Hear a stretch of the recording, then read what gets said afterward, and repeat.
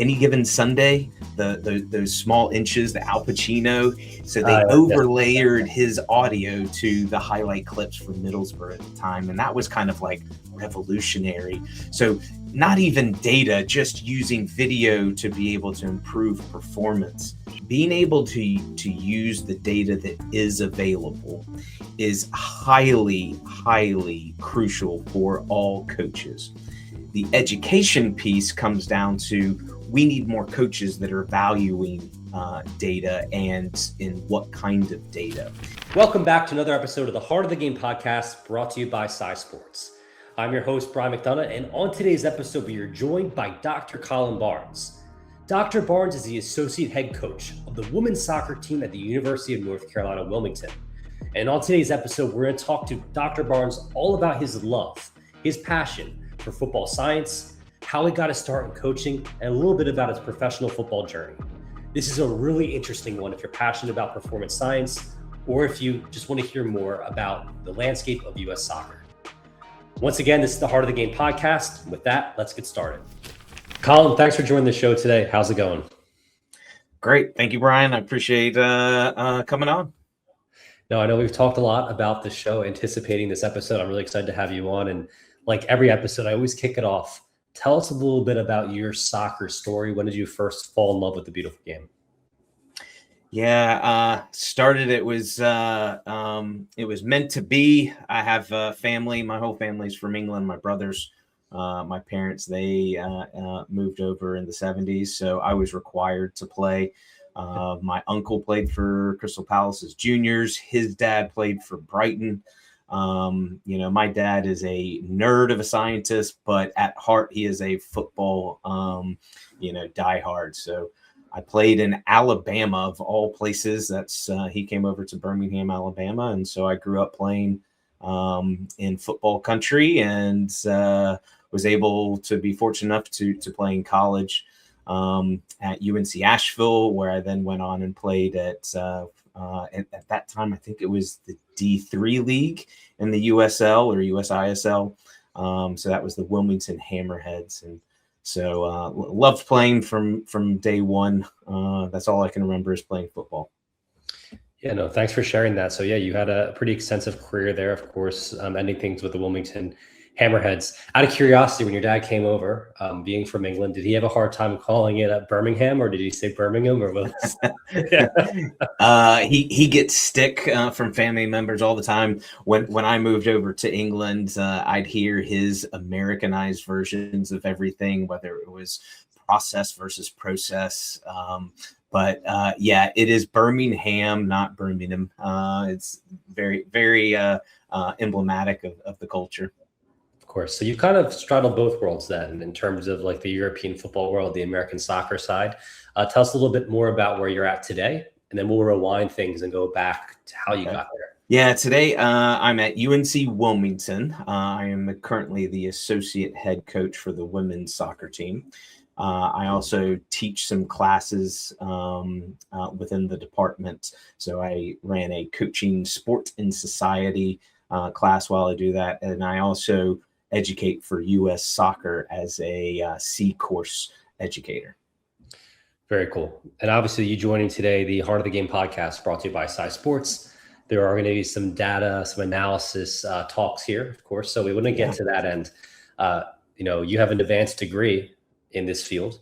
When did you first fall in love with sports science, with analyzing data? Can you go back to that time for me? Yeah. As I mentioned, my father, being the nerd that he is, he's easily the smartest person that I've met. His background is pharmacology, toxicology. So he was a researcher within kind of cell biology and things like that. His claim to fame was researching soy and its benefits to cancerous diseases. But because he was in higher education and dealt with big data sets, He was at the forefront back in the 80s with the Apple and Macintosh too. So growing up as a kid, we had access to computers from the get-go. I have two older brothers. We grew up playing and programming games on the Commodore 64, and leads us to the kind of the big one. We played a game from my childhood. We played all sports, even though, soccer was our king. We played everything in the summertime to keep us active. Baseball being one of them. We used to play wiffle ball all the time in the driveway. But the video game, go ahead. For anyone on the wiffle ball side, I want to make some clarification, because wiffle ball is an incredible game. Explain to our listeners who might be overseas, who have never played wiffle ball, what that is. Yeah, so wiffle ball is the same as baseball, only using a plastic bat and a plastic ball, so it doesn't travel as far.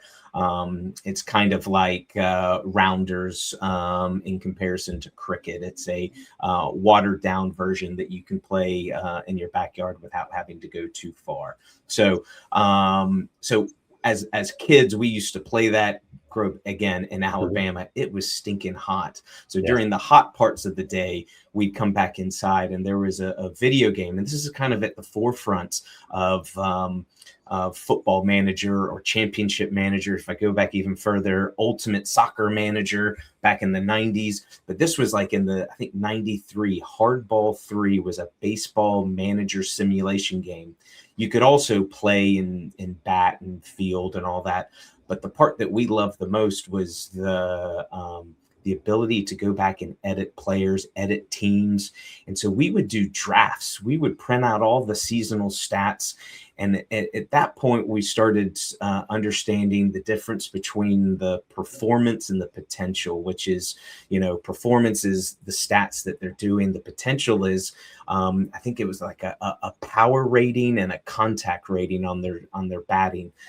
Their fielding had a number and again, that's the potential. That's what they could do. And then their stats. So we would draft players based off of their stats and then kind of finagle some things and move people around. We loved it. Okay, so you were playing this video game way back then, in around 1993 or early 90s. And then where did you go from there? Because we talked a little bit about where you're at now at UNCW, but you still have that burning love for data. Did that stay with you? Did that linger, or did that kind of come back following your post-playing career? Yeah, it's funny because it's the background and the interest, or within the research world, we call it my epistemological framework, the philosophy that I have. The data has been there. We didn't have much when I was playing in the late 90s and early 2000s. We might have had some videotape review, but we certainly didn't have many stats. From the American side, Europeans may not know what a box score is, but box scores are basic stats: number of fouls, corner kicks, shots, and goals, and then minutes played. That was the only thing that we got to look at. And that's when the performance analysis and data insights really started coming along in the early 2000s. But I never had access to it.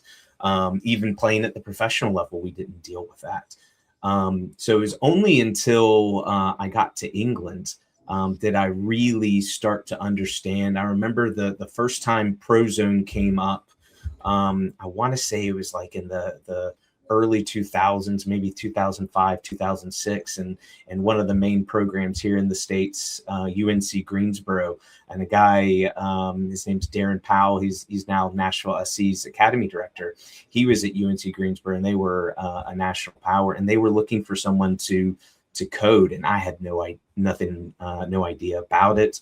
I remember trying to code when I was at the University of Alabama, using sports code for the first time, and totally butchered that. And only until I got to England did I finally start to see and connect the dots and be able to have access to the skill set, which is the tools like a performance analysis software such as sports code.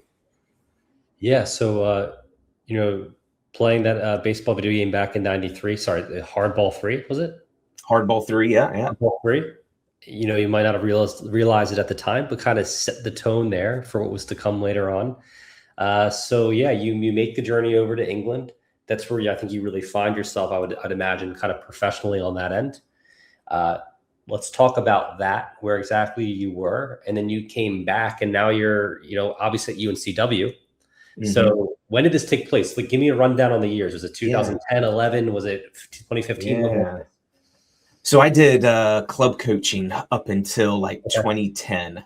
So I finished my playing career and then I got into the youth ranks. I was a full-time coach in Atlanta, in a short stint in Chicago, came back to Atlanta. And that's when I went into the college game at Columbus State with Jay Entlick. And we kind of did some, highlight films. Ironically, from the convention that's coming up, one of the things that we saw was one of the best speakers ever is a guy by the name of Bill Beswick. Mm-hmm. And he was the sports psychologist for Middlesbrough and then England. He was a UK basketball coach, but his motivational videos, and he showed us back in that time, it was the Any Given Sunday, those small inches, the Al Pacino. So they overlayered his audio to the highlight clips from Middlesbrough at the time. And that was kind of revolutionary. So not even data, just using video to be able to improve performance. Sure. And so I didn't, get into England without going through a master's program at Columbus State, then a PhD at the University of Alabama. And so then I went over to Solent University.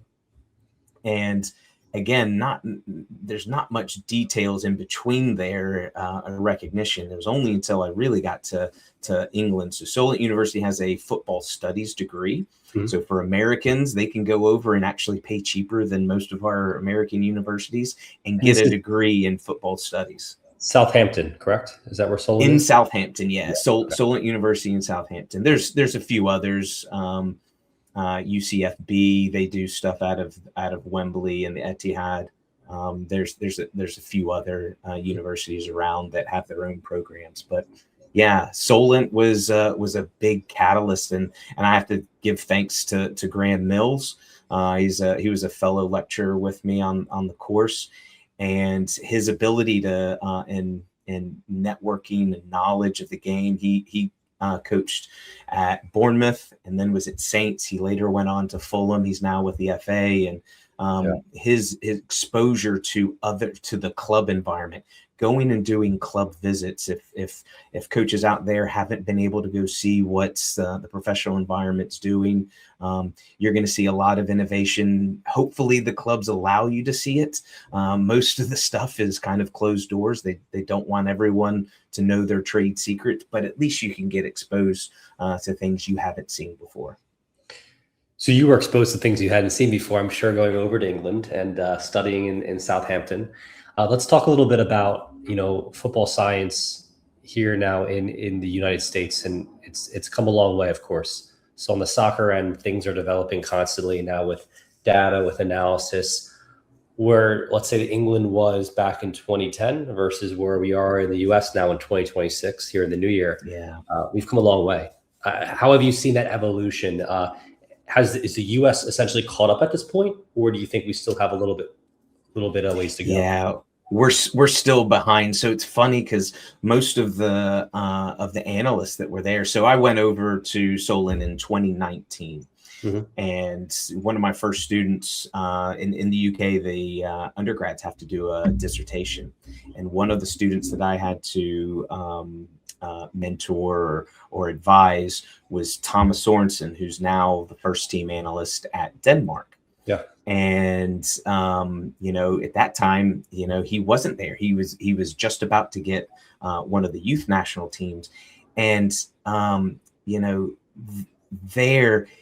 they were using, and this goes along with just the professional game, whether in England or in Denmark, the use of analysts and how many analysts are being used has significantly grown, whether that's within recruitment, whether that's within post-match analysis, whether that's in oppositional analysis.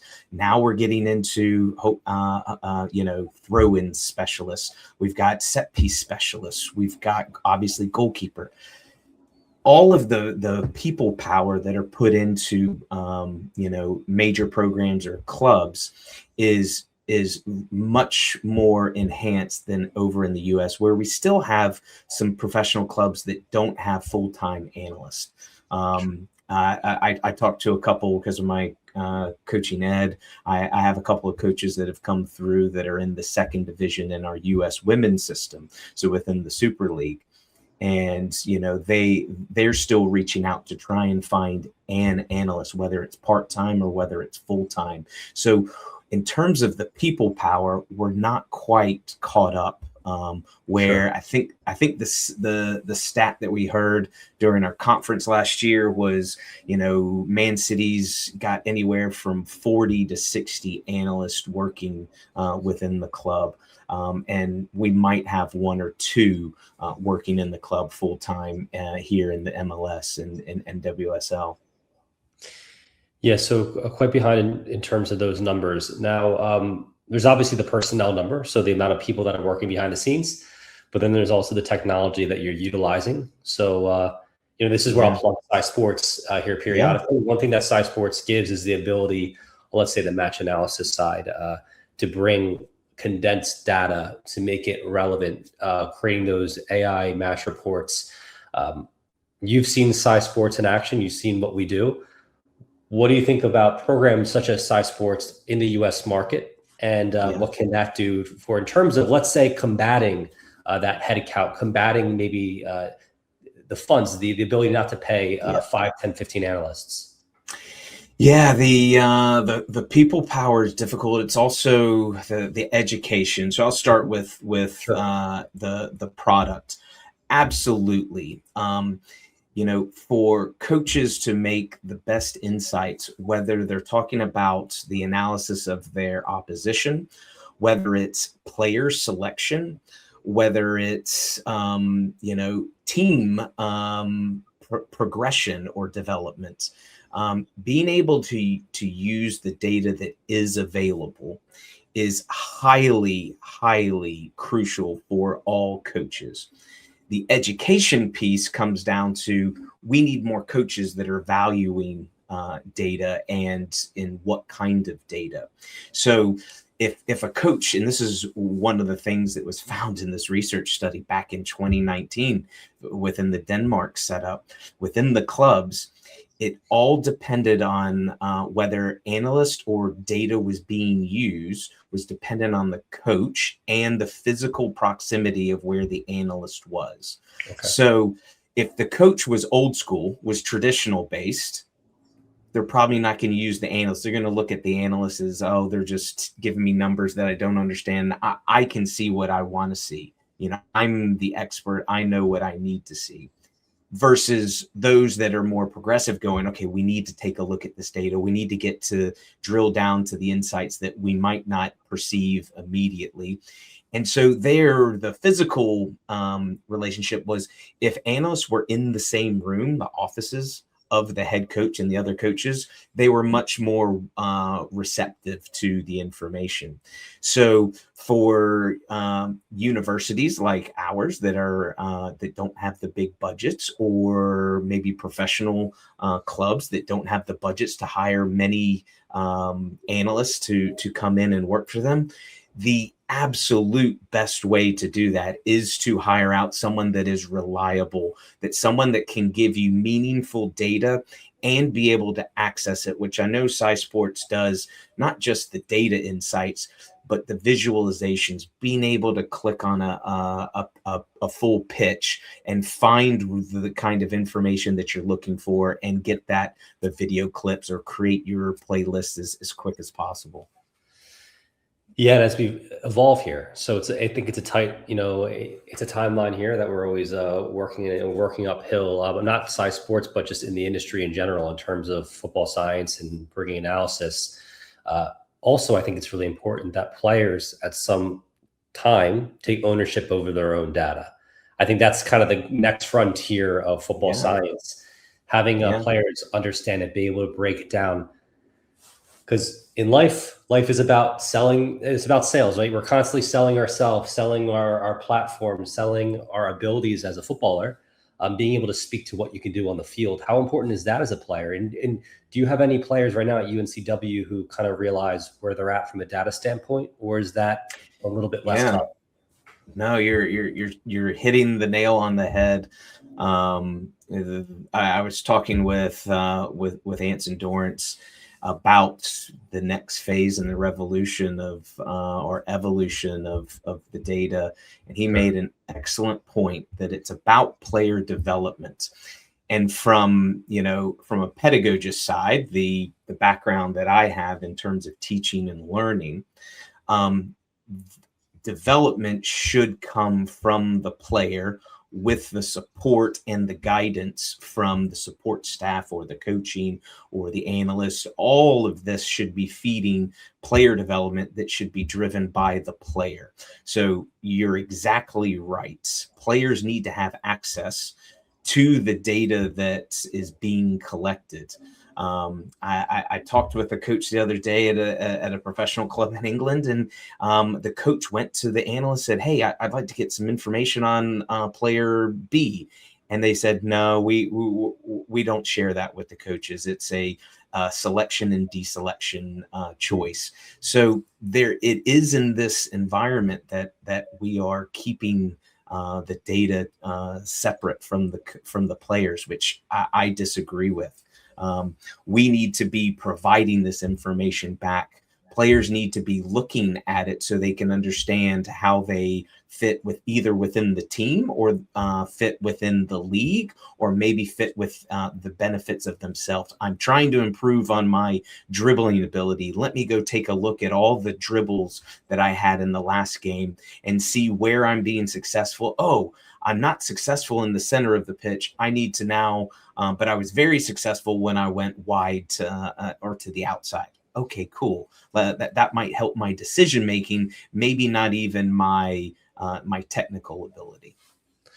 Yeah, and on the SciSports end, this is something we are building on the player profile, and we're launching, our SciSports Elevate, which is our app that will be in the hands of our players, able to analyze their game coming up. So that's really exciting on the education, forefront there.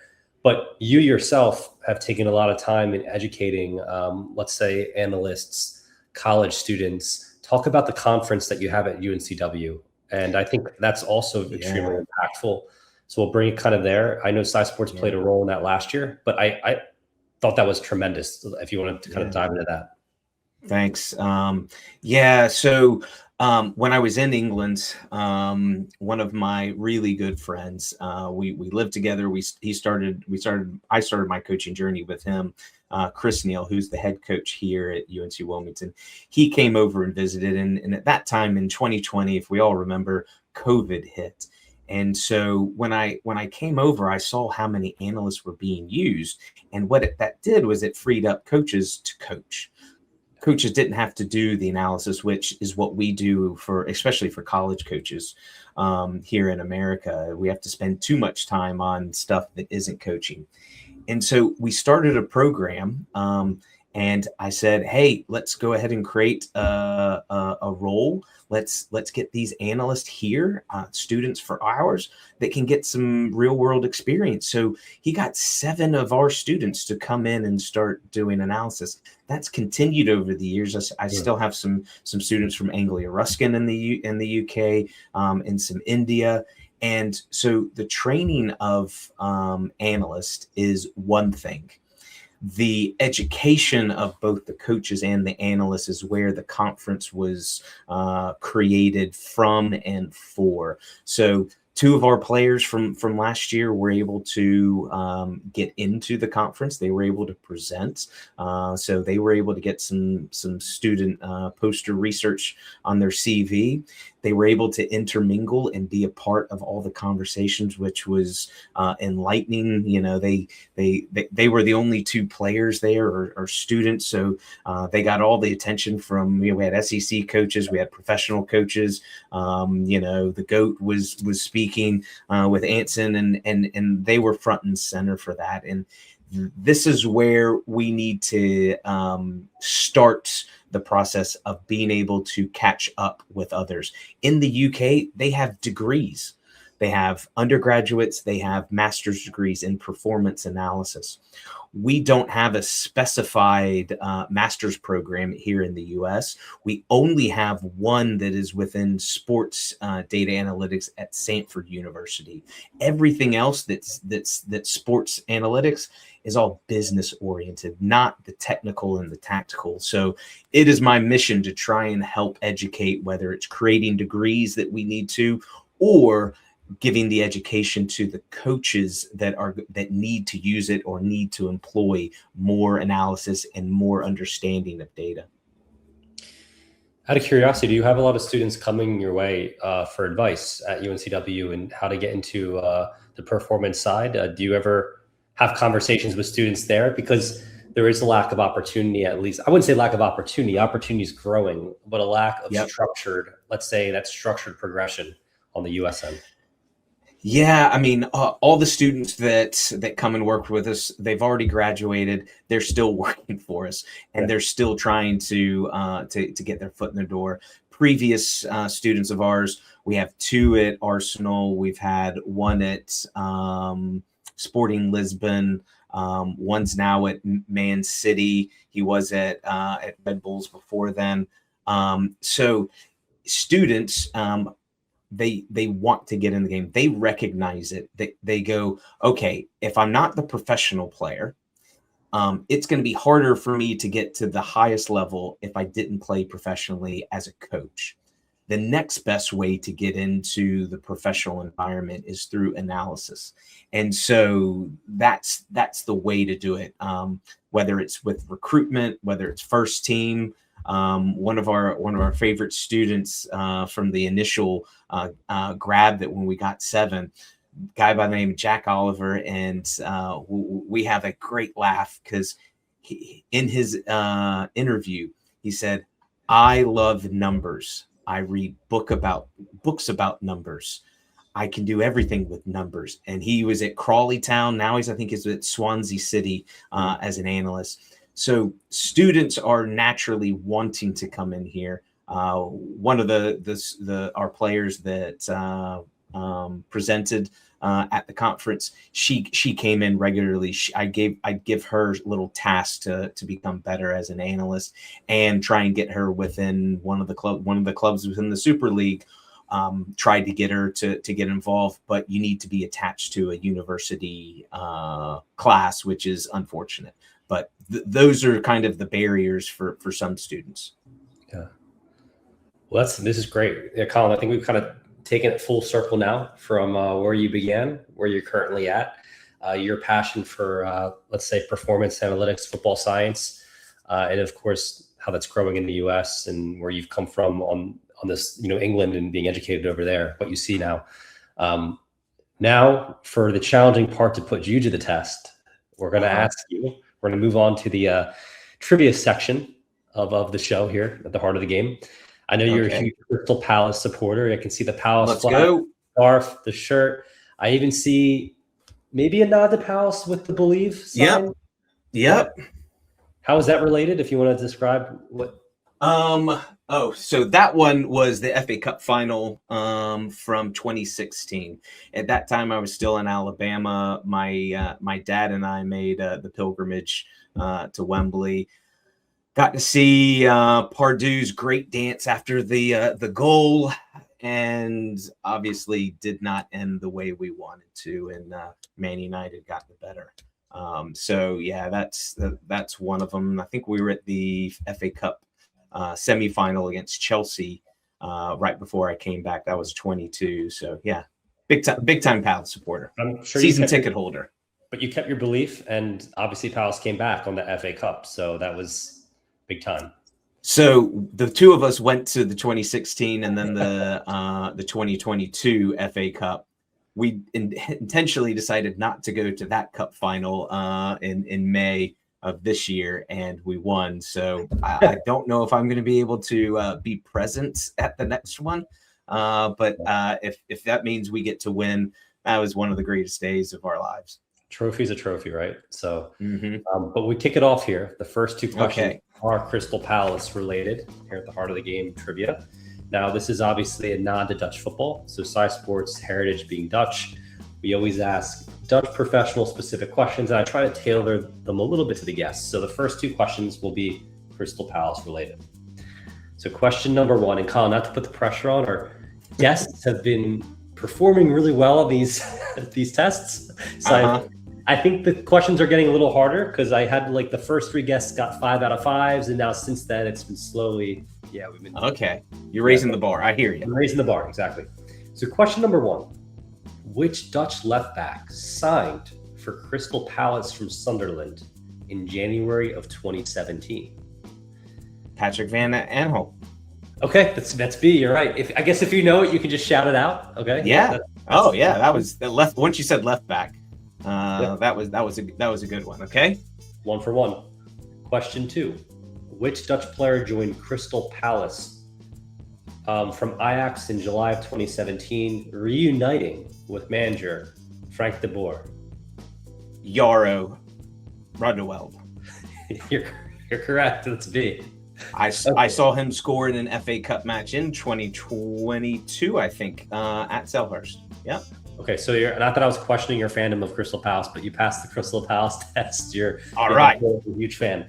So 2 for 2. Now the pressure's off. Question 3. Now we kind of go into non-related questions to Crystal Palace. But question 3. Which Dutch club has won the KNVB Cup the most times? Is it A, PSV Eindhoven? Is it B, Feyenoord? Is it C, Ajax? Or D, AZ Alkmaar? I'm going to assume it's Ajax.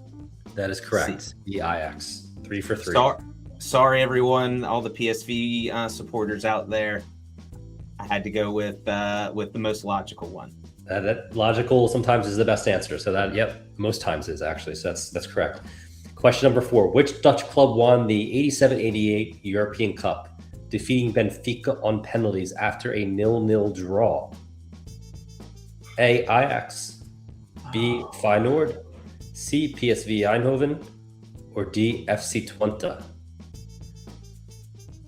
And I could give you a hint here if you need it as well. Yeah, I don't think this one's Ajax because they won in 95 with all the teenagers, and I don't think they won before then. That's probably going to be PSV. You were correct. It is C, PSV. Yep, 4 for 4. And last but not least, question 5.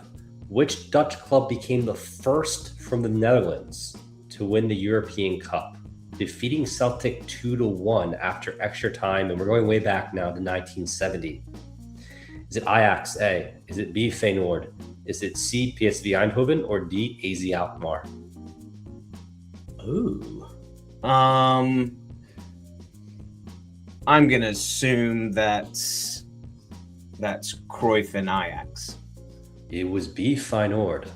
Dang it. It's all right. 4 for 5 is still very good. That puts you right at the top for the heart of the game. Yeah. But no, great work. And you swept through those first 4 questions. I think the last one was kind of tough. We're going back 56 years now. So yeah, that's my fault. I need to brush up on my trivia.